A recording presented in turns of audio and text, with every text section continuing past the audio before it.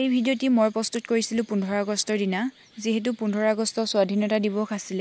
সেইবাবে আমি অকনমান ফুৰিবলৈ বুলি ওলাই গৈছিলোঁ কিন্তু দুখৰ বিষয় 15 আগষ্ট গৈ কৰবাত পালগৈ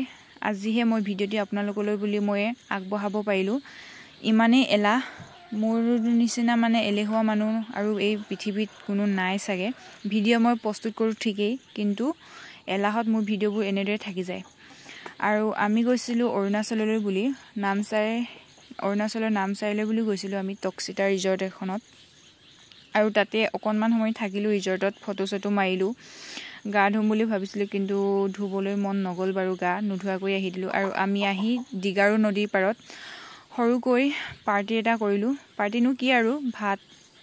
মাংস বনাই মেলি খাই আহিলো আৰু ঘৰ আৰু দিগাৰু নদীৰ পাৰত যেহেতু আমি পাৰ্টিটো খাইছিলো আৰু ইয়াতে মানে ঠাইডোখৰো খুব ধুনিয়া যদি আপোনালোকে কোনোবা আহে ইয়াতে খাই যাব পাৰে বনাই মেলি ভাল লাগিব